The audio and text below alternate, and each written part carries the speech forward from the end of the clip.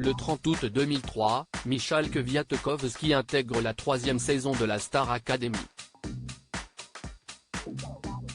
Pendant plusieurs mois, il a suivi des cours aux côtés de 16 autres candidats et il est arrivé jusqu'à la finale. Toutefois, celle-ci a été remportée par Élodie Frégé. Le 3 mai 2022, la première chaîne a annoncé le retour du programme emblématique sur son antenne. Une annonce qui a ravi les téléspectateurs, impatients de découvrir les nouveaux candidats.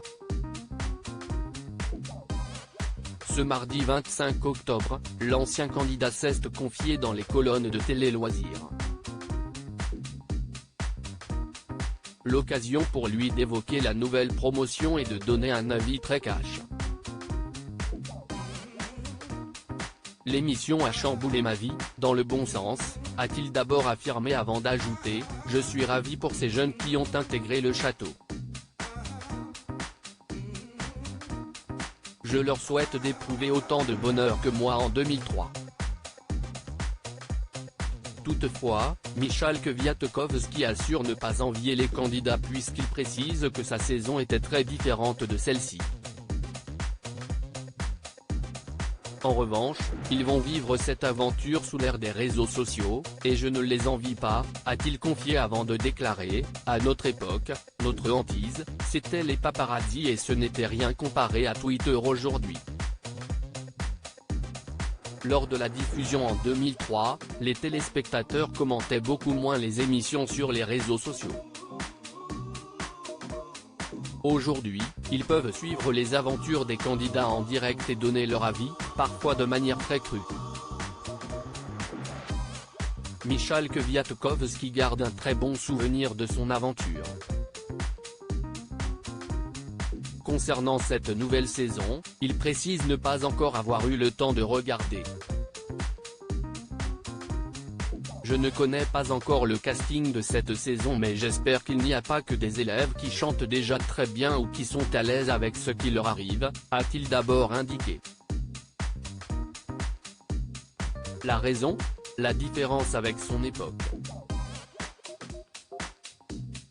Nous étions innocents, pleins de défauts, ça nous rendait touchants et attachants. Les gens pouvaient s'identifier à nous, poursuit-il avant d'ajouter, aujourd'hui, j'ai peur que cette naïveté n'intéresse plus vraiment les jeunes. Avec les nombreuses émissions de télé-réalité qui sont diffusées depuis des années, les nouveaux candidats connaissent les codes de la télévision et ils savent comment interpeller les téléspectateurs.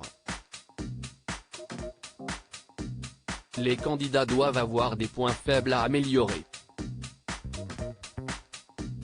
Si est-il là où tout le travail suivi à la télévision prend son sens. Dans la Star AC, tu n'as pas besoin d'être parfait, a poursuivi le finaliste de la 3e saison avant d'ajouter, ce n'est pas The Voice où tu dois tout de suite être dans l'excellence.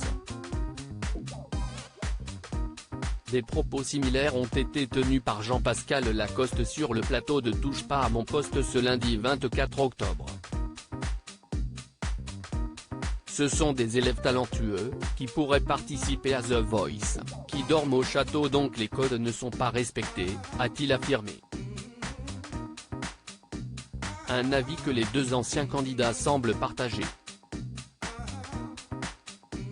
Star Academy, qui a été éliminé lors du premier prime éliminatoire. Le 22 octobre dernier, le premier prime éliminatoire de la nouvelle saison de la Star Academy a été diffusé. À l'issue de celui-ci, c'est Amis qui a quitté l'aventure.